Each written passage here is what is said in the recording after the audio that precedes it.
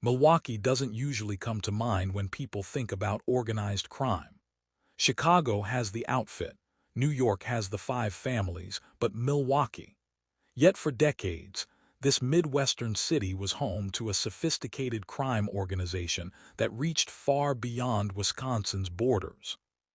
Under the leadership of Frank Balistrieri, the Milwaukee crime family became deeply involved in one of the most lucrative criminal enterprises ever conceived, secretly stealing millions of dollars from Las Vegas casinos. This wasn't a simple robbery or a one-time heist. It was a carefully orchestrated operation that involved pension fund fraud, corrupt casino executives, and a network of criminals across multiple cities. The story begins not in Las Vegas, but in Milwaukee, Wisconsin, a city that most Americans never associated with organized crime. While Chicago's gangsters grabbed headlines and New York's mafia families dominated public imagination, Milwaukee quietly developed its own criminal organization. The roots of this organization stretch back to the early 20th century, when Italian immigrants first established themselves in Milwaukee's Third Ward neighborhood. By 1915, a man named Vito Gardalabine had become what one mobster's memoir described as the king of this Little Italy community. When Gardalabine died in 1921, his son Peter took over and the organization continued to grow, possibly as a branch of Chicago's powerful outfit. Through the decades, leadership changed hands several times. Giuseppe D'Amato, known as Big Joe, ran things for a while.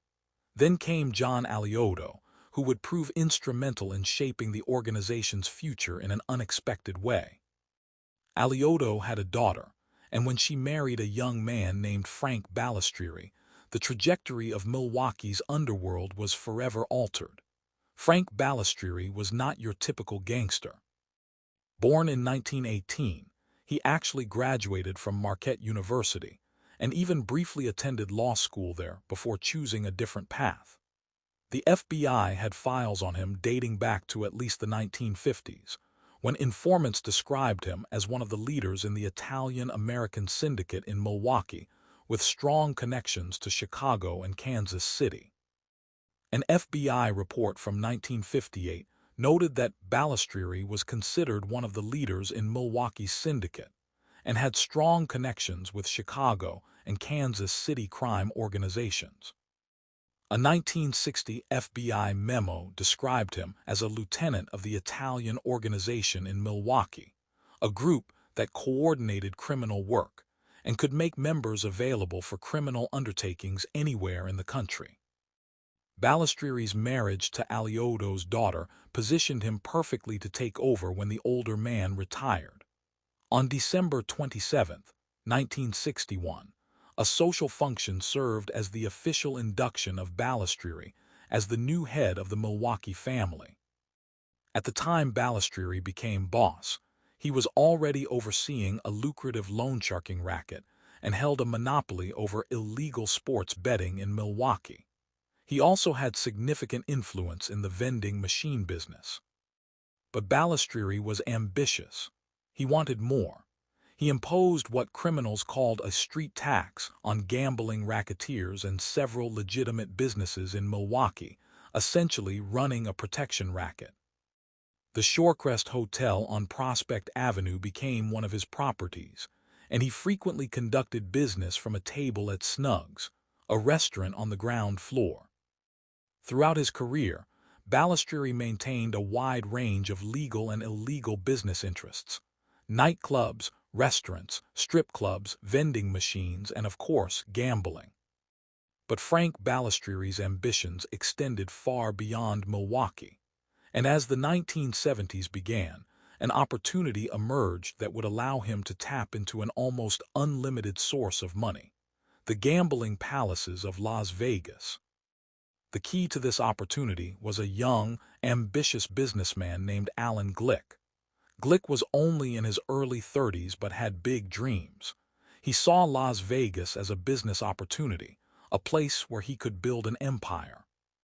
What Glick didn't fully understand was the dangerous world he was about to enter, and how naively he would walk into what one writer later called this nightmare without knowing it was a nightmare. Glick's entry into the Las Vegas casino business came through connections that would prove fateful. In the early 1970s, he met with Alvin Barron, who was the asset manager of the Teamsters Union Pension Fund and a close associate of former Teamsters president James Hoffa. He also met Ed Butchery, a reputed money courier for mobster Mayor Lansky. Initially, they discussed buying the King's Castle Casino at Lake Tahoe, but that deal fell through. However, Glick was now in close contact with pension fund chiefs, and that connection would open doors, though not necessarily the kind of doors that led anywhere good. In 1974, Glick set his sights on the Stardust Hotel Casino on the Las Vegas Strip. This was no small ambition. The Stardust was a major property, and acquiring it would require serious money. But Glick had an advantage he didn't fully understand. He knew Joseph Balistrieri, Frank Balistrieri's son, from college. This seemingly innocent connection would prove to be the thread that pulled Glick into the web of organized crime. That April, Glick met privately with Frank Balistrieri himself. What happened in that meeting would determine the course of both their lives for the next decade. Balistrieri saw Glick as the perfect front man. Here was a young businessman with legitimate credentials who could serve as the face of casino ownership, while the real power remained hidden. Balistrieri then met with Nick Savella, the Kansas City Mafia leader. Balistrieri sought help from Kansas City, Chicago, and Cleveland bosses to secure a Teamsters pension fund loan for Glick. The plan was coming together. Multiple crime families would have hidden interests in Glick's casinos, and they would all benefit from the scheme. Finally, in 1974, Glick received a massive loan of $62.75 million from the Teamsters Pension Fund. He was only 32 years old, and he now controlled the Stardust Casino. Another investor, a wealthy California woman named Tamara Rand, loaned him $2 million. Tragically, Rand would later be killed gangland style on orders from mob leaders. By fall of 1974, Glick's ownership had expanded. He now owned the Stardust, Fremont, and Hacienda casinos. In October, he announced that Frank "Lefty" Rosenthal would serve as his executive consultant for the three casinos. State gaming investigators would later learn that the mob skimming operation began that very November. Frank Rosenthal was another key figure in this conspiracy. A crooked oddsmaker with ties to Chicago outfit leader Joseph Ayapa, Rosenthal was really the overseer for the mob's interests in all of Glick's casinos. In May 1975, Glick opened a fourth casino, the Marina, owning 65% of the casino portion. Rosenthal and Glick would revolutionize sports betting in Las Vegas by adding a large, elaborate sportsbook at the Stardust. They also brought the up-and-coming Siegfried and Roy Magic Act to the hotel. On the surface, Glick appeared to be a successful young casino mogul, making smart business decisions and expanding his empire. But underneath this legitimate facade, something else was happening. Every day, trusted employees at these casinos were stealing. The Nevada Gaming Control Board would later determine that employees quietly skimmed about $7 million from 1974 to 1976 from slot machines on behalf of Milwaukee, Chicago, Kansas City, and Cleveland crime families with hidden interests in the properties. $7 million might not sound like an incredible amount compared to modern casino revenues, but in the mid-70s, this was an enormous sum, and the method of theft was both simple and effective. The skimming operation worked like this. Before the casino's official count of daily revenue, certain employees would remove cash from the slot machines and place it in hidden containers. This money never appeared on any official records. It was as if the customers who lost that money had never existed. The cash would then be transported out of the casinos and distributed to the various crime families. Balistrieri often referred to these payments as his transfusion in secretly recorded FBI tapes. The money flowing from Vegas to Milwaukee kept Balistrieri's organization healthy and powerful. It funded his other criminal enterprises, paid off corrupt officials, and maintained his position as one of the most influential organized crime figures in the Midwest. While the skimming operation was running, investigators also alleged that Chicago outfit-made man Tony Spilatro had a hand in the operation. Spilatro was a violent enforcer who had been sent to Las Vegas to protect the mob's interests. His presence in Vegas added another layer of intimidation and violence to the already criminal enterprise. Meanwhile, Alan Glick remained ensconced in his executive office at the Stardust, later claiming to be unaware of the skimming that lasted for 2 years. Whether Glick was truly ignorant or willfully blind remains a question, but federal prosecutors ultimately decided he was a frightened tool of the underworld, rather than an active conspirator. The operation continued successfully through 1974, 1975, and into 1976. Millions of dollars flowed from Las Vegas to organized crime families across the country. Balistrieri and the other mob bosses must have felt invincible. They had pulled off one of the most audacious thefts in criminal history, and they were getting away with it. But their success would not last. State officials discovered and ended the scheme in May 1976. The discovery sent shockwaves through both the gambling industry and law enforcement. The realization that multiple major casinos had been systematically robbed for years was stunning. The U.S. Justice Department immediately launched a criminal probe. In June 1978, the FBI sent 50 agents to Las Vegas with 83 search warrants in a series of raids centered on Argent Corporation, which was Glick's company.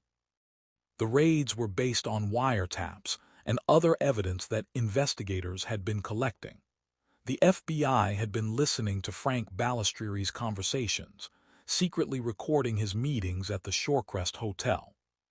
These tapes would prove devastating. In one recording, Balistrieri and his father-in-law John Alioto argued about murders. Alioto pleaded with Balistrieri not to kill at least 2 men. Balistrieri shouted in Sicilian, "Elle Zari," meaning, "I got to kill them." Alioto responded, "I don't know why you're so anxious for blood." The recording ended without resolution, but it revealed the violent nature of Balistrieri's leadership. The investigation was complex and involved multiple agencies and jurisdictions. Federal prosecutors were building a massive case that would eventually involve more than a dozen top mobsters from different cities. Alan Glick found himself in a terrifying position. He realized how much trouble he was in, but he didn't know where to turn. Believing that more than a few federal and state authorities in Nevada were corrupt and connected to the underworld, Glick feared that reaching out to the wrong officials would get him killed. One writer later described Glick's situation as being like a frog in the pot that's slowly boiling. He was trapped in a dangerous situation that was getting worse every day. Ultimately, Glick found a federal agent he could trust and became a witness. This decision probably saved his life.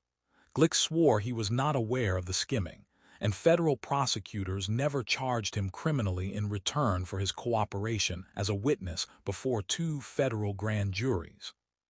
The government defended Glick in court as a frightened tool of the underworld, who had been manipulated by more powerful criminal forces. Glick's testimony would prove crucial in taking down the organized crime figures behind the scheme. Back in Milwaukee, Frank Balistrieri was facing a different set of problems. He had been linked to a string of unsolved murders and attempted homicides in southeastern Wisconsin stretching from the 1950s to the 1980s.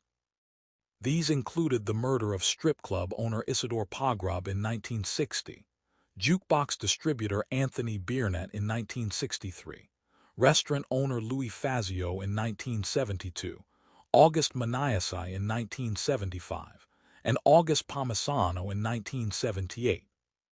Although Balistrieri was suspected by law enforcement of ordering these murders, none were ever solved.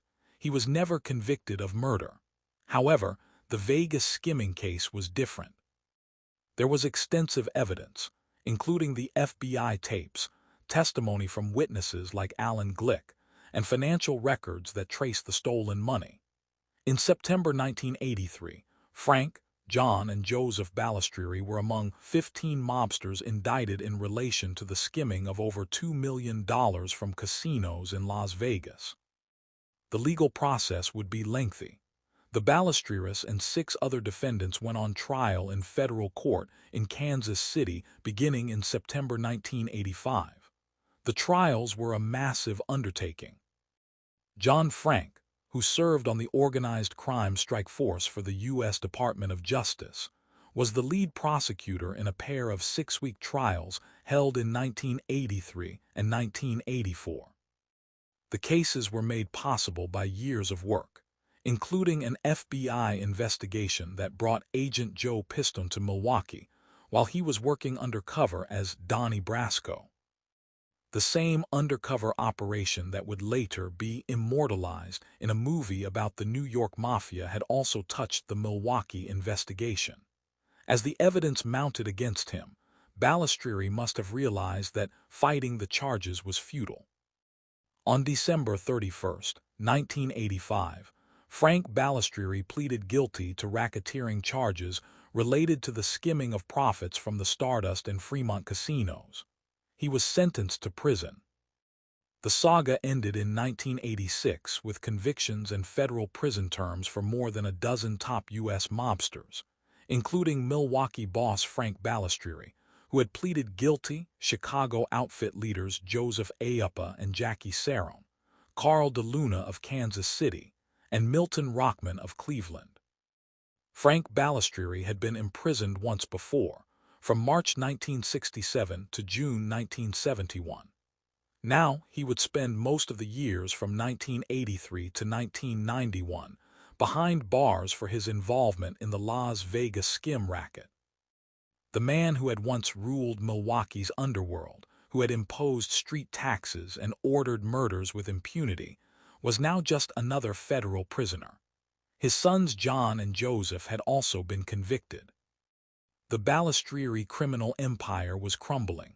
While Balistrieri was in prison, his brother Peter served as acting boss, trying to hold the organization together. But the damage was done. The extensive publicity from the trials, the testimony from cooperating witnesses, and the long prison sentences had weakened the Milwaukee crime family significantly. Federal authorities had achieved what many thought impossible. They had taken down multiple major organized crime families in a single coordinated prosecution. The skimming operation had been so vast, involving so many different cities and crime families, that its collapse sent shockwaves through the entire American Mafia.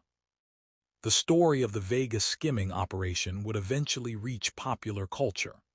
The 1995 movie Casino, directed by Martin Scorsese, dramatized the events, though it focused primarily on the Chicago outfit's involvement and the characters of Lefty Rosenthal and Tony Spilatro.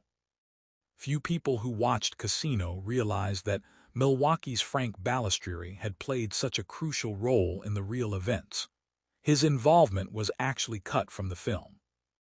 Milwaukee's role in one of the most spectacular organized crime cases in American history was largely forgotten by the general public. Frank Balistrieri was released from prison in the early 1990s. He was an old man now, his health failing, his organization decimated. On February 7, 1993, Frank Balistrieri died. The man who had ruled Milwaukee's underworld for more than 3 decades was gone. After his death, the Chicago outfit began gaining control over illegal rackets in the Milwaukee area. The Milwaukee crime family continued to exist in some form, with various leaders trying to maintain the organization. Peter Picciurro became boss at some point, and he died on January 6, 2024. Frank's younger son Johnny Balistrieri led the organization until his death on June 7, 2024. But the Milwaukee Mafia of today bears little resemblance to the powerful organization that Frank Balistrieri once commanded. The Vegas skimming operation represented both the height of the Milwaukee crime family's power and the beginning of its downfall. The millions of dollars that flowed from the desert casinos to Milwaukee had seemed like easy money, a perfect crime that could continue indefinitely. Instead, it became the thread that federal investigators pulled to unravel not just Milwaukee's organization, but major crime families across the country. Alan Glick, the young businessman who had walked into a nightmare, eventually escaped with his life and freedom by cooperating with authorities. He had learned a terrible lesson about the price of ambition and the danger of making deals with the wrong people. The Teamsters Pension Fund, which had been used to finance the casino acquisitions, became the subject of intense scrutiny and reform. The casinos themselves changed hands and were eventually absorbed into the modern corporate gaming industry that dominates Las Vegas today. Looking back at this story, several things become clear. First, organized crime in America was not limited to a few well-known cities. Milwaukee, a place few people associated with the Mafia, had a sophisticated criminal organization that could coordinate complex schemes with multiple other crime families across the country. Second, the corruption was extensive and reached into legitimate institutions like the Teamsters Union, and possibly even some law enforcement agencies. Third, the violence that underpinned these criminal operations was real and deadly. The unsolved murders that Balistrieri was suspected of ordering, the gangland killing of Tamara Rand, the constant threat of violence that hung over everyone involved, these were not Hollywood inventions but harsh realities. The human cost of the Vegas skimming operation extended far beyond the mobsters who went to prison. There were the victims of murders, like August Palmisano, who was killed by a car bomb in downtown Milwaukee in July 1978. There were the families torn apart, the legitimate businesses corrupted, the public trust violated. Every dollar skimmed from those casinos represented not just theft from corporate owners, but a corruption of the entire system that was supposed to regulate gambling in Nevada. The scheme undermined legitimate business, enriched violent criminals, and demonstrated how far organized crime had penetrated into American economic life. For years after the trials and convictions, former federal prosecutor John Frank would reflect on the case. The complexity of building a prosecution that could take down bosses from multiple cities, the difficulty of getting witnesses to cooperate, the challenge of presenting financial evidence to juries, all of this had required immense dedication and skill. The success of the prosecution represented a turning point in federal efforts to combat organized crime.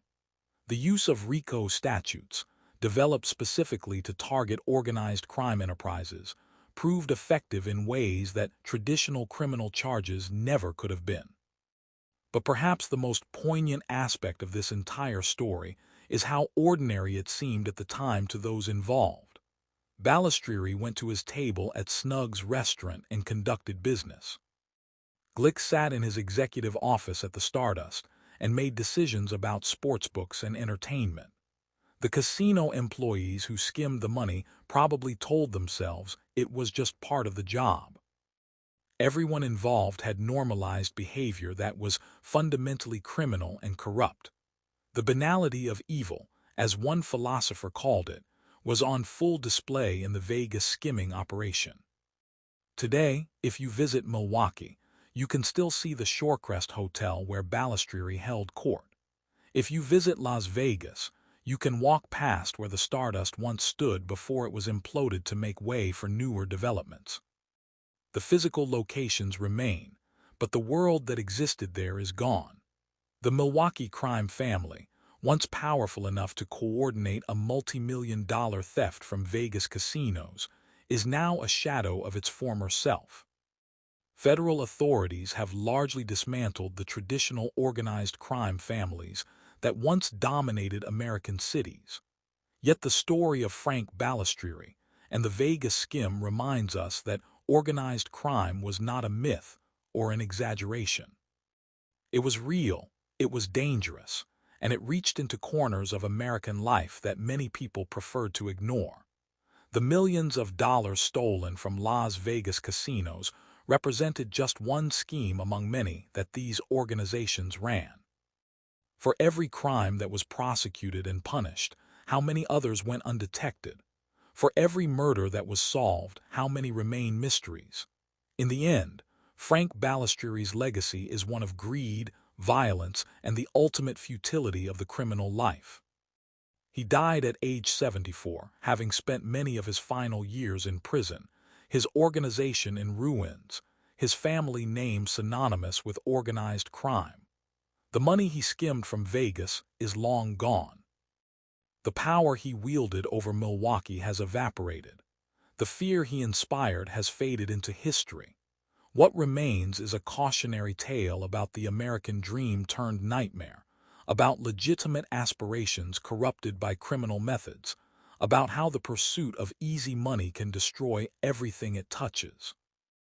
And somewhere in the story is Alan Glick, the young businessman who wanted to build an empire and instead became a pawn in someone else's criminal scheme. His escape from that nightmare required tremendous courage. The courage to become a witness, to testify against dangerous men, to admit that he had been used. His cooperation helped bring down a criminal conspiracy that stretched across the country. In doing so, he probably saved lives, prevented future crimes, and contributed to the dismantling of organizations that had operated with impunity for decades. That takes a different kind of courage than the violence and intimidation that men like Balistrieri relied on. The courage to do the right thing even when it puts your own life at risk, even when it means admitting you were foolish or naive, even when powerful people want you dead. The Vegas skimming operation that Frank Balistrieri helped orchestrate seemed like the perfect crime. For 2 years, millions of dollars flowed from the glittering casinos of Las Vegas to organized crime bosses in cities across America. But perfect crimes don't exist. Eventually, investigators noticed the discrepancies. Eventually, witnesses came forward. Eventually, the truth emerged. And when it did, it brought down not just Frank Balistrieri and the Milwaukee crime family, but some of the most powerful organized crime figures in the entire country. The $7 million they stole cost them everything: their freedom, their organizations, their futures, and ultimately their lives as free men. That is the real legacy of the Milwaukee Mafia's Vegas skimming operation, not the money they stole, but the justice that eventually caught up with them.